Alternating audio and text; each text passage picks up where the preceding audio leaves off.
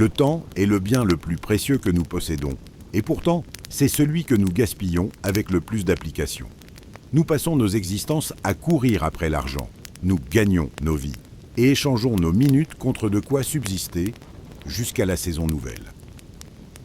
Jour après jour, année après année, nous payons nos dettes, puis nous en créons d'autres. Pour nous consoler, nous nous entourons d'objets, un jour clinquants, désirés, le lendemain déjà vieux, encombrants, oubliés. Et pendant ce temps, la vie continue.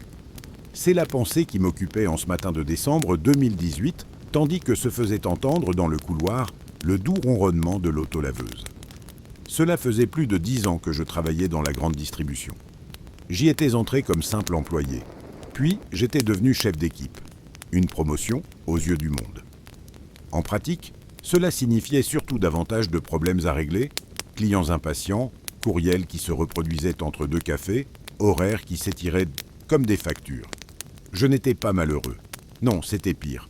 Je n'étais pas à ma place. Et je perdais mon temps comme il n'était pas permis de le perdre. Ce matin-là donc, après m'être assuré que chaque agent dont j'avais la responsabilité se trouvait à son poste, je me traînais jusqu'à mon bureau, allumais l'ordinateur et ne tardais pas à découvrir un message fraîchement arrivé du client, ce qui, à cette heure, n'annonçait généralement rien de bon.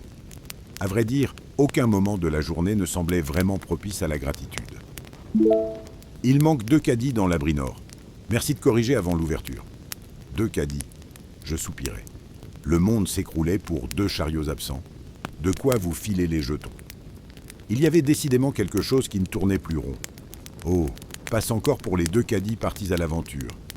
Mais ces derniers temps, je m'étais surpris à ralentir, à observer plus longuement les gestes répétés autour de moi, à me demander, sans vraiment de réponse, ce que tout cela signifiait.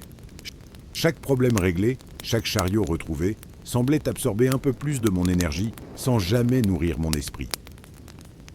Je pensais alors à la musique, que je pratiquais en amateur, à ce souffle de bonheur, ces soirs de scène, cette joie immense en accompagnant des artistes ô combien captivants. Voilà l'endroit où mon existence prenait tout son sens, et sûrement pas en ces lieux oppressants, à compter les chariots manquants. Dans un éclair de lucidité, ou de pure folie, je n'ai jamais su trancher, je compris qu'il fallait agir sur le champ, avant d'en venir à raconter ma vie comme une comédie ratée. Je pris une profonde inspiration et ouvris mon logiciel de traitement de texte. « Monsieur le directeur, je vous présente ma démission.